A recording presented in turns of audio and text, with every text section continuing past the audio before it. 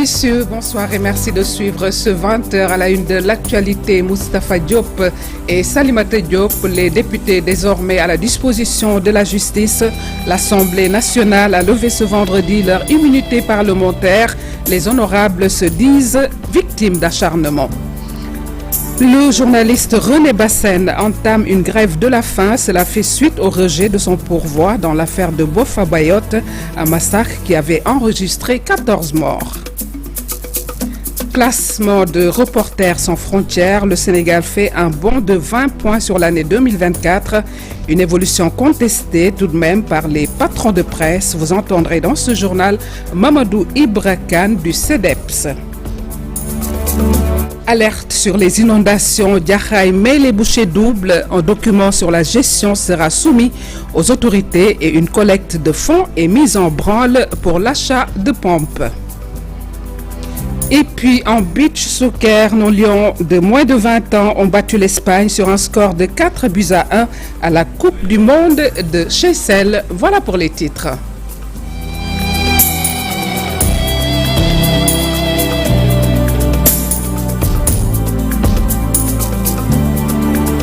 Mesdames, Messieurs, bonsoir et merci de suivre ce 20h que nous ouvrons par la reddition des comptes qui se poursuit. L'Assemblée nationale a levé ce vendredi l'immunité parlementaire de Moustapha Diop et de Salimata Diop devant leurs collègues. Les deux députés se sont défendus et ont nié toute implication dans cette affaire de détournement de deniers publics dans le cadre du Covid-19. Ils estiment être victimes d'acharnement et disent faire confiance à la justice. C'est un compte-rendu signé Al-Hassan Ba et Ahmadouba. C'est désormais chose faite. Moustapha Diop et Salimata Diop ne bénéficient plus de leur immunité parlementaire. La justice peut démarrer ses travaux à la suite des accusations portées à leur encontre, mais tous les deux ont nié toute implication dans ces affaires de détournement présumé.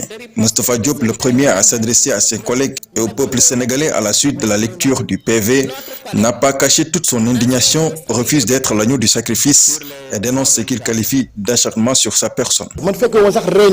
bi ñuy sélectionné déjà ay fournisseurs ba pare beneen bi bu leen fàttali fii dañoo wote leen benn loi d'habilitation fii ci assemblée bi au président Macky Sall ñu fexe woon ba nga xam ne code des marchés amatul woon waaw fu code des marchés amul fan la marché di amee ak fan lañ ko attribué benn man je suis ministre de la République je ne suis pas administrateur de kër gi ni ordinateur de dépense ni responsable de programme lan lañ mën a toppal lan laa def. Pour sa part, la députée Salimata Diop parle d'accusations fallacieuses de complicité de détournement de deniers publics estimé à plus de 52 millions de francs CFA à la suite de la lecture du PV par le garde des Sceaux, ministre de la Justice. Le rapport précisait que les aides et secours avaient été versés à des personnes ayant les mêmes prénoms et noms, avec des numéros de carte nationale d'identité similaires et parfois les mêmes adresses, pour des montants différents évalués à la somme de 52 223 300 francs CFA. Entendu par les éléments enquêteurs, le directeur général de l'administration et de l'équipement d'âge a révélé que certains de ces supposés bénéficiaires étaient en réalité des fournisseurs. Il a en outre indiqué qu'une autre partie de ce montant, s'élevant à la somme de 22 367 300 francs CFA, avait été distribuée à titre d'appui financier au profit des agents du ministère sur décision de l'autorité. Je suis devant vous, un élu de la République, fier de son intégrité. Je fais confiance en notre justice et à sa capacité de faire triompher la vérité. Honorable représentant du peuple, je vous le dis avec force. Il n'y en a eu aucun enrichissement, ni détournement, ni complicité. Il y a eu une action humanitaire menée avec dévouement pour les enfants de notre nation. Ma position est claire, que la lumière soit faite, que les pièces justificatives soient examinées, que les bénéficiaires soient entendus. Je pense que la vérité triomphera. Après les prises de parole, l'Assemblée nationale a voté la levée de l'immunité parlementaire des deux députés visés. Pour Moustapha Diop, sur 124 votants, 116 pour, 8 contre et 0 abstention. Et pour Salimata Diop, sur 165 députés, 132 ont voté, 118 pour, 14 contre et 0 abstention. Nous restons dans ce registre judiciaire, cette fois-ci pour parler de l'affaire Boffa-Bayotte. La chambre criminelle de la Cour suprême a rejeté le pourvoi de René Bassène, le journaliste d'investigation, après sa condamnation à la réclusion criminelle à perpétuité dans le cadre du massacre survenu le 6 janvier 2018 et qui a enregistré 14 morts. C'était pourvu en cassation. Il a entamé une grève de la faim. Vision citoyenne affiche sa solidarité aux journalistes. Voici le président du coordonnateur de Vision citoyenne au micro de Boubacar Diassi et Lamine Mandian. À laquelle on ne s'attendait véritablement pas. Il vient de nous dire que la Cour de cassation a confirmé le verdict qui a été rendu en première instance, le verdict qui a été rendu aussi en appel, qui dit qu'il est condamné à la réclusion criminelle à perpétuité. Et nous nous attendons à la libération de René Capain Bassène. D'après toutes les informations qu'on a eues sur la forme qui a été jugée par la Cour de cassation. Malheureusement, on en est là avec la triste nouvelle et que les mots même nous manquent pour exprimer notre indignation, pour exprimer notre mécontentement, pour exprimer notre colère par rapport à ce verdict. Et nous soutenons sans ambiguïté que René Capain Bassène reste un innocent qui croupit en prison. Et que l'État du Sénégal ferait mieux d'aller chercher les véritables coupables de cette tragédie de la tuerie de Boffa-Bayotte. Et nous, tant que l'État ne mettra pas les mains sur ceux qui ont fait ça, nous ne dormirons pas tranquillement. Des innocents ont été tués. Il faut véritablement que les coupables soient appréhendés. Disions en titre, classement 2024 de Reporters sans frontières. Le Sénégal fait un bond de plus de 20 points de la 94e place. Le pays se retrouve à 74e, une évolution certes importante selon le Reporters sans frontières, mais qui ne doit occulter les questions de l'environnement économique qui étouffent encore les maisons de presse. Reporters sans frontières a présenté le classement ce vendredi, compte rendu d'Issa Prera Mohamed Dian. La 94e place, le Sénégal se retrouve à la 74e. C'est ce qui ressort du rapport de Reporters sans frontières pour l'année 2024. Une situation salutaire, mais encore insuffisante.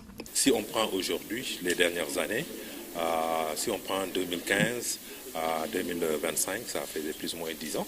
Et vous verrez par exemple que le pays est parti pratiquement de la 71e place il y a 10 ans à la 74e place. Donc, mais entre-temps, le classement du Sénégal varie entre plus ou moins en dents de scie, et on a vu des années où le pays avait occupé la 47e place, d'autres où la 49e place. Cette année, donc c'est la 74e place. C'est important en termes d'acquis. Donc l'année dernière, c'était la 94e place. C'est important en termes d'acquis, mais on peut constater aussi que c'est insuffisant. Un bond en avant de cette place qui est dû à une évolution de la situation politique du pays entre 2021 et 2023. De cette année, on a vu au Sénégal, entre 2021 et 2023, il y avait beaucoup d'arrestations, il y avait beaucoup de problèmes de sécurité des journalistes et d'attaques contre les journalistes. En 2024, en dehors de la période préélectorale jusqu'au mois de mai, il y en avait presque plus. Il n'y en a eu que seul, c'est quand les journalistes de Sans Limite avaient été plus ou moins truqués. Mais en dehors de tout ce qui était arrivé avant la période électorale, avec les agressions, Maïmouna Ndour Faye et les autres qui étaient là. En dehors de ça, c'est pratiquement un peu plus tard vers la fin de l'année qu'on en a vu, et c'était une seule. Et ça, c'était important. On a vu aussi qu'il y avait beaucoup de convocations de journalistes, et ces convocations, généralement, aboutissaient finalement à des remises en liberté. Même si la situation de la presse a connu des avancées positives, il reste encore quelques goulots d'étranglement. En direction des prochains classements, il est important que le Sénégal puisse travailler un peu à régler les soucis qu'on a. Et parmi ces soucis, il y a la question de l'environnement économique des médias. Et c'est ça aussi le thème de cette année. On a vu un classement qui montre que 2024 reste une des années les plus difficiles pour les médias dans le monde. La Norvège, l'Estonie et les Pays-Bas sont les pays où la presse est libre, indépendante et a moins de problèmes. Par contre, la Chine, la Corée du Nord et l'Érythrée restent au bas de l'échelle. Dissa Prera, malgré ce classement de Reporters sans frontières qui donne 20 points de plus au Sénégal, le chef du patronat de la presse sénégalaise estime que la presse n'a jamais été aussi malmenée depuis avril 2024. Dans un entretien accordé par Seneweb, Mamadou Ibra Kane relativise et compare le contexte de 2021, période électorale de tension, à celui de post-électoral sans enjeu où les journalistes sont malmenés. S'y ajoute une pression fiscale qui ne dit pas son nom et parle d'asphyxie économique. L'actualité, c'est aussi l'hivernage qui approche à grands pas à Diakhaye Parcelles. Un document sur la gestion des inondations sera soumis aux autorités étatiques. L'annonce est faite par le maire de Diakhaye Parcelles, Abdou Aziz Diané, plaide pour un dispositif de pompage, seul moyen pour soulager les communautés. Il s'est prononcé lors d'un forum de gestion sur les inondations. Voici ses propos recueillis par Aminata Ba et Armadouba. Dans la commune de Diakhaye Parcelles Assainies, les inondations ne sont plus un phénomène saisonnier, mais un quotidien. Mais Diakhaye, quand même, à travers le forum, mettra sur pied un comité de rédaction qui verra tout simplement le document phare présenté, validé, avant d'être remis au préfet. C'est-à-dire mettre en place dans la commune de Diakhaye un comité communal de gestion des inondations, où toutes les forces vives vont se retrouver. Que l'hivernage de 2025 arrive à paix, que cet hivernage-là nous laisse ici en paix et en bonne santé. Qu'il soit pluvieux, parce qu'on a besoin de l'eau, notamment dans le cadre de l'agriculture. Maintenant, spécifiquement pour un département comme Kermessar et une commune comme Diakhaye Parcelles, nous savons tous qu'une forte pluviométrie cause beaucoup de dégâts avec ces fortes inondations. Sur le plan infrastructurel, je pense que l'exposé des services de l'État a démontré que la commune de Diakhaye est la commune la plus mal lotie en termes d'infrastructure. Quand même, on peut rectifier le tir. Les mesures préventives, ça c'est déjà l'objectif de ce forum que les services techniques ont expliqué. Actuellement, à travers l'ADM, l'ONAS des PGI, il y a des plans d'études qui sont déjà aménagés. Malheureusement, les travaux ne pourront pas démarrer en 2025, c'est malheureux. Ça veut dire également, pour cet hivernage, nous ne pourrons que tromper.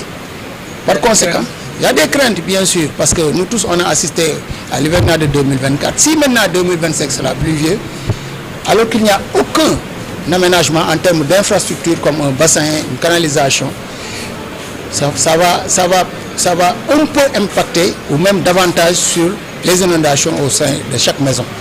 Nous restons avec Aminata Ba et Ousmane Baldé dans Diakhaye où les habitants de l'unité 11B sont les plus touchés. Ils comptent collecter des fonds pour aménager eux-mêmes des canalisations. L'alerte est sonnée également dans d'autres quartiers. Reportage. Dans la commune de Diakhaye Parcelles Assainies, les inondations ne sont plus un phénomène saisonnier, mais un quotidien. 12 mois sur 12, les quartiers restent submergés. Des eaux stagnantes sont encore visibles dans les ruelles et parfois à l'intérieur des maisons. Une situation alarmante, principalement causée par l'absence d'un réseau d'assainissement fonctionnel. Face à l'urgence, les habitants de l'unité 11 ont décidé de passer à l'action. Sous la houlette d'Aliou Loum, président du conseil de quartier, il compte entamer l'aménagement de canalisation afin d'anticiper le prochain hivernage. On est en train de faire des cotisations pour faire une canalisation qui dépend de la population. Parce qu'on est en train de cotiser, de faire des cotisations sur les maisons. Et le maire aussi nous a appuyé avec 16 tuyaux et on est en train de collecter tout ça pour au moins créer une semi-canalisation qu'on peut faire avant l'hivernage. Damsen, figure engagée dans la lutte contre les inondations à Diakhaye, interpelle l'État. Il exhorte les services compétents à mettre en œuvre des solutions préventives avant l'arrivée des premières pluies. Des tuyaux PVC pour pouvoir régler la question des sillons qui se trouvent au niveau des quartiers et creuser 1,50 m au sol pour pouvoir rassembler l'ensemble des eaux qui tournent autour du quartier. Maintenant, on va plonger là-bas une pompe immergée. Cette cette pompe immergée-là va drainer les eaux jusqu'au terrain Lebougui. Et après, à partir de ce terrain-là, on va faire des séances de pompage et l'amener jusqu'au bassin de l'unité 9. Il faut que les autorités réagissent. Même constat du côté de l'unité 23 où le délégué de quartier Makora Gueye réclame un dispositif de pompage massif dans les zones les plus impactées. 11A, 11B, 12B, 18, 20, 21, 23, 27, 24, 25. Du côté des autorités, l'heure est à la rassurance. Ali Tunkara, hydraulicien à l'agence de développement municipal, affirme que des mesures seront bel et bien déployées pour soulager les populations dans les plus brefs délais. Donc curage, nettoyage, élagage, etc. Gestion des bassins de rétention qui sont déjà construits. La mise en place d'un dispositif de pompage au niveau des points les plus critiques dans le département. Et pour l'instant, ça va concerner beaucoup plus les communes de Djahaï et les communes de Keur Massar Sud. Parlons à présent de tout à fait autre chose. Les conducteurs d'engins lourds du Sénégal se sont réunis à Thiès pour se faire entendre un chapelet de doléances égrenées, entre autres surexploitation, salaire trop bas et non prise en charge sanitaire malgré leur contrat. Reportage Cheranta Diop, c'est la tire. D'engins lourds s'activent pour la plupart dans les exploitations minières, mais ils sont exploités et mal payés, disent-ils. Cette plaque conducteur d'engins lourds du Sénégal, afférent dans le domaine de l'exploitation minière et du BTP, nous avons des revendications légitimes. Nos difficultés face à des contrats précaires et de rémunération qui ne reflètent pas la pénibilité et la technicité de notre travail. Contrat de travail clair, juste et précieux de nos droits. Un appel à des salaires dignes qui tiennent compte de nos compétences et risques inhérents à notre métier. Le volet sécuritaire, un handicap, les accidents sont aussi très fréquents. Pour eux, c'est un métier réputé défavorisé. Chaque conducteur d'engin doit rentrer Saint-Louis sain et sauf. Nous pouvons promouvoir une culture de sécurité qui protège non seulement notre santé, mais aussi celle de nos collègues. Ces conducteurs d'engins lourds définissent un certain nombre de priorités, dont la construction d'un centre de formation. À l'ensemble du gouvernement, à travers Monsieur le Premier ministre, Monsieur Ousmane Sonko, à nous aider à mettre sur pied un centre de formation moderne, équipé des dernières innovations technologiques pour la certification et la formation des conducteurs d'engins du Sénégal. Cap sur la ville sainte à Touba, le dossier relatif aux 800 millions de francs CFA destinés à soutenir les structures de santé lors du Magal de Touba 2024, loin de connaître son épilogue à l'occasion de la fête du 1er mai. Le SAMES, syndicat autonome des médecins du Sénégal, remue le couteau dans la plaie. Il interpelle le ministre Ibrahima Sy pour le respect des engagements après de 4 mois du Grand Magal de Touba. C'est un reportage signé Pape Balagay et Talassambe. Ce n'est pas quelque chose de régional, c'est quelque chose de national. Comme vous le savez, on a tous des problèmes de contrat, aussi bien chez nous les médecins, pharmaciens et dentistes, mais aussi partout. Les contrats, le plus souvent, ne sont pas respectés. Les gens ne savent pas le contrat qu'ils signent, les différents types de contrats. Comme il y en a plusieurs, aussi bien que les employés on ne respecte pas carrément nos contrats. Et parfois, certains ne connaissent même pas les types de contrats qu'ils ont. Donc on avait pris cette journée pour en discuter. C'est pourquoi on a pris ce thème cette année. Nos structures de travail, à chaque fois qu'on vient, nous, médecins, chirurgiens et dentistes, quand on nous apprend comment faire traiter, diagnostiquer, traiter. C'est ça qu'on nous apprend dans nos à l'université. Maintenant, quand on sort, on a des problèmes pour connaître normalement nos droits et devoirs. Parce que les droits et devoirs des travailleurs, c'est important. Aujourd'hui, on a invité un inspecteur du travail pour nous expliquer. Parce que, nous tous, on l'apprend, comme je l'ai dit tout à l'heure, on n'apprend pas. Donc on sort, on nous demande d'aller travailler. On ne connaît pas nos droits et devoirs. Maintenant, cette formation, ça nous permet de le connaître. Maintenant, après cette stade, il va maintenant charger au SAMES d'essayer de gérer ces genres de problèmes qu'on a dans nos différents hôpitaux ou services. Maintenant, c'est ça. Maintenant, ça commence toujours par la formation. Après, quand on sait ce qu'on doit faire, maintenant, on va aller en action pour au moins qu'on puisse respecter nos différents contrats qu'on a. À l'approche du Magal de 2025, ça reste quelques mois. Donc les préparatifs ont déjà commencé dans la région de Diourbel. Et comme vous le savez, l'année passée, on nous avait promis 800 millions, qu'on attend toujours. Et ces 800 millions, c'était pour permettre aux différentes structures de pouvoir passer l'étape des magal. Comme vous le savez, les magal, c'est des grosses dépenses que les différentes structures font. Et c'est intéressant qu'on mette, parce qu'on nous avait promis 800 millions l'année passée, et cette année-ci aussi, on nous avait promis au moins 3 ans d'avoir au moins certaines sommes pour pouvoir passer cette étape de magal. Parce qu'après les magal, les structures sont endettées. Parce que c'est des gratuités de 5 jours à 3 jours. Et ce financement nous aiderait beaucoup dans différentes structures à l'avoir. Donc ce serait bien que l'État au moins respecte leur engagement et puisse nous donner les 300 millions pour que les différentes structures puissent passer cette étape.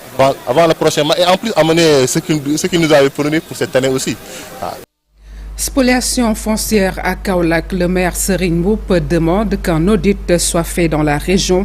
Cette sollicitation s'invite à la célébration de la fête du travail qui s'est déroulée dans la sobriété. C'est une correspondance signée Ousmane Dem et Thierno Diallo. Sobriété que les organisations syndicales ont célébré le 1er mai. Le 1er mai est une journée de lutte, mais aussi une journée d'espoir. Il nous rappelle les combats de ceux qui, avant nous, ont payé le prix de leur engagement pour que nous puissions aujourd'hui bénéficier de droits et de protection sociale. Nous rendons hommage à leur mémoire et nous poursuivons leur lutte. Mais cette journée est aussi un moment pour affirmer que la lutte continue. Nous devons nous lever ensemble pour un système éducatif plus juste, plus équitable et surtout plus respectueux de ceux qui œuvrent pour sa réussite, les enseignants. Du côté de la mairie de Kaolack, les travailleurs municipaux ont passé la fête dans la symbiose. La fête internationale du travail est pour chacun de nous un moment privilégié de réjouissance. Elle traduit la satisfaction de chaque travailleur de compter parmi la classe active de notre commune. Elle constitue en outre le moment de nous convenir de ce travail représente un véritable sacerdoce. C'est pourquoi nous ne ménagerons aucun effort afin de faire en sorte que le travail soit un bonheur. Interpellé sur le foncier à Kaolack, Serigne Mboup réagit. Autorité, moi, am compétence pour régulariser ceci. Ce sont les autorités étatiques qui ont la compétence pour régulariser le foncier. Je demande qu'elles viennent auditer le foncier à Kaolack comme elles sont en train de le faire à Dakar. Cette demande du maire Serigne Mboup pour l'audit du foncier à Kaolack a longtemps été une doléance des populations de cette ville.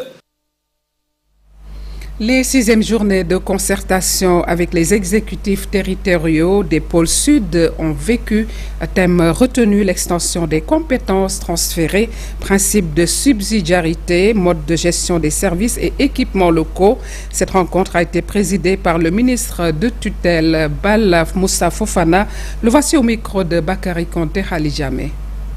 Il est nécessaire de procéder à la grande réforme de la décentralisation qui est l'acte 4. Dans la mise en œuvre de cette réforme, nous avons décidé d'organiser une quinzaine de rencontres qui nous permettront d'approfondir et de poser des questions et un débat en profondeur et de préparer la réforme pour qu'elle ne soit pas une réforme de plus, mais qu'elle soit la grande réforme que le Sénégal attend et qui hissera la décentralisation de notre pays dans les meilleures décentralisations sur le continent africain et dans le monde. Donc c'est pour ça qu'on a choisi aujourd'hui Sédhiou, cette perle de la Casamance, pour venir discuter de comment revoir les compétences qu'on transfère au niveau des communes, au niveau des départements et prochainement au niveau des pôles. Comme vous le savez, on a 9 compétences transférées et le président de la République ambitionne de rajouter 4 autres compétences, donc de confier 13 compétences aux collectivités locales. Et nous savons déjà que les compétences actuelles font déjà l'objet de beaucoup de problématiques. Il n'y a pas une organisation étanche entre les départements et les communes et les villes. On a beaucoup de difficultés. Donc aujourd'hui, l'idée, c'est de discuter de ces compétences. Quand on dit compétences, qu'est-ce que ça veut dire en termes d'instruments de réglementation? Qu'est-ce que ça veut dire en tant qu'instrument de planification? Qu'est-ce que ça veut dire en tant qu'instrument de financement? Toutes ces questions doivent être relevées. Mais quand on parle d'une compétence, dans cette même compétence, c'est quoi le rôle du pôle territoire? C'est quoi le rôle du département? Et qu'est-ce que devrait être la commune? Hommage sera rendu aux tirailleurs ce 6 mai à Thiès, une initiative de Serigne Djili, un des petits-fils de Mame Cheikh Ibra Fall. Ainsi, les Baye Fall rendront hommage au fils aîné de l'érudit Serigne Fallou Fall, qui a été enrôlé lors de la Première Guerre mondiale, une manière de promouvoir ces figures historiques. Cheikh Anta Diop Seylatir. Une journée pour rendre hommage aux tirailleurs par devoir de mémoire, selon l'historien, le professeur Mor Ndao. Il s'agit d'un devoir de mémoire, de rendre hommage à ces tirailleurs pour que leur sacrifice ne soit pas vain. Il s'agit donc d'un combat contre l'oubli. Cette initiative a été prise par notre guide, Serigne Djili Fall, dans l'optique de rendre hommage au fils aîné de Mame Cheikh Ibrahima Fall, qui a été enrôlé et qui est disparu en 1917. Et dans le contexte, il est utile qu'on enseigne aux élèves ces figures. Il s'agit donc de porter ce projet au niveau des écoles, des lycées et des collèges pour enseigner ces figures, pour leur rendre hommage, l'inscrire dans les curricula pour qu'ils servent de viatique, de modèle, de symbole et de référence pour les générations actuelles et futures. Une volonté de mémoire parce que ces tirailleurs ont grandement contribué à la lutte contre l'arbitraire colonial. Au nombre de 300 000 durant la Première Guerre, déployés dans les différents théâtres d'opération, ont contribué de manière décisive à la défense de la démocratie, à l'éclosion du monde libre. Un hommage aux tirailleurs qui revêt un caractère particulier avec l'implication de l'armée et la thématique choisie est l'armée, nation et citoyenneté. Cette célébration des tirailleurs est à l'initiative de Serigne Djili Fall Ibn Serigne Abdoulaye Fall Ndar, fils de Mame Cheikh Ibrahima Fall. C'est à travers la musique rap que l'artiste Simon Kouka compte faire connaître aux élèves l'histoire du Sénégal et les grands hommes qui ont bâti la nation sénégalaise. Une tournée dans plusieurs établissements scolaires est prévue et le lycée technique Maurice Delafosse a ouvert le bal, comme nous l'explique Fatou Bountou Konte Diafaraba. Mieux faire connaître l'histoire du Sénégal et de ses grands hommes aux élèves, telle est l'ambition de l'artiste rappeur Simon Kouka à travers des conférences rappées dans les différents établissements du Sénégal. C'est de parler d'histoire dont on ne parle pas assez dans nos manuels scolaires. À l'école, on va nous dire que l'esclavage a été aboli par Victor Schœlcher en 1848. Alors qu'avant que Victor Schœlcher ne parle d'abolition d'esclavage, Thierno Souleymane Baal, Abdelkader Khan, Siré Abbas, à travers la révolution Torodo, ont parlé d'abolition d'esclavage. Donc ces histoires, la charte du Mandé, le Kouroukan Fouga de 1236, Batlil Siki, premier boxeur champion du monde noir, ces histoires dont on ne parle pas assez dans nos manuels scolaires, c'est ce qu'on a transformé en texte de rap, de slam, en faire des conférences. Car selon lui, dans les écoles, les élèves connaissent plus l'histoire des autres pays que celle de leur propre nation. Aujourd'hui, l'Afrique, le Sénégal plus particulièrement, a besoin qu'on revoie vraiment les programmes dans nos établissements scolaires et dans nos universités. Nos jeunes connaissent par cœur l'histoire de la Chine, Mao Tse-tung, Chiang Kai-shek. Ils connaissent par cœur l'histoire de la révolution américaine de George Washington, Thomas Jefferson. On connaît par cœur les autres. Jeanne d'Arc, Napoléon Bonaparte, Charlemagne. Mais on ne connaît pas assez les nôtres. Et il y a des personnages qui ont marqué. C'est une aberration ce qui se passe. Nous, on va partout dans le monde. J'ai magnifié par le proviseur du lycée qui est en phase avec les idéaux développés par l'artiste rappeur. Il intègre parfaitement le projet de l'école, parce que comme je l'ai dit, dans les grandes écoles, ce qui fait vraiment la marque de fabrique, c'est la culture interne. Lorsque vous allez dans les pays développés, vous fréquentez les grandes écoles, vous allez voir des musées où l'histoire est racontée. Et c'est l'histoire de ces grands-là qui constitue à inspirer les jeunes, à les pousser à réaliser de grandes choses. Dans nos écoles, lorsque vous entrez, vous n'êtes pas hanté par les mythes. Vous regardez les murs qui sont tout autour d'alentour. Il n'y a pas de musée, il n'y a rien du tout. Et pourtant, derrière, il y a une très grande histoire, parce que c'est un complexe qui existe depuis 1960. Et voilà pourquoi ce que M. Simon fait entre exactement en ligne de mire par rapport au projet que nous avons. Parce que comme on le dit aux élèves ici, l'histoire, ce n'est pas de leur délivrer un diplôme, ni de leur donner un savoir, mais c'est vraiment de changer leur mentalité. Et cela passe par le fait qu'il faudrait leur faire connaître leur histoire. Et je pense que ce qu'il fait entre exactement dans ce cas de figure. Simon Kouka compte faire le tour de beaucoup d'établissements du Sénégal avant de s'attaquer à l'université. L'actualité sportive à présent en beach soccer. L'équipe nationale du Sénégal réussit son entrée en lice à la Coupe du monde de la discipline aux îles Seychelles. Dans le groupe C, les Lions ont battu l'Espagne sur le score de 4-1. Les coéquipiers d'Alseni Ndiaye vont effectuer leur deuxième sortie ce dimanche face à Tahiti, surpris lors de son premier match par Chili, vainqueur 7-6. En football, le Sénégal fait match nul, 1 but partout contre la Centrafrique pour son premier match de la CAN 2025 des moins de 20 ans.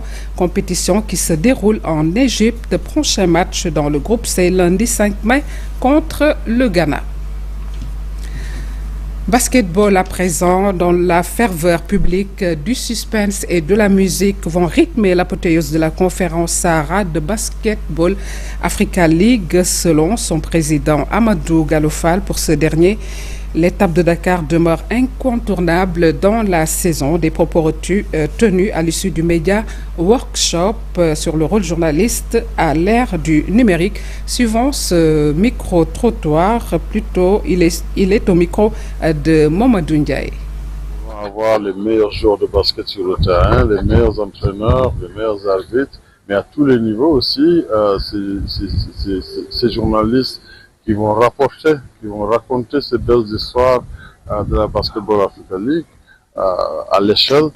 Il est important aussi qu'on crée des plateformes d'échange avec des experts. Il nous reste 2 journées de match et toutes les équipes sont au même niveau en termes de nombre de victoires et de défaites. Avec du public, on espère qu'il va venir encore même plus nombreux qu'hier. Et c'est ça notre objectif. Et Dakar a vraiment été de manière constante une place où vraiment on sent cette ferveur, cette passion pour le basket. Je trouve qu'il y aura des performances encore pour ce week-end. On essaie autant on veut créer cette plateforme pour les joueurs, mais aussi pour ces talents dans l'art, la culture, la musique et la mode.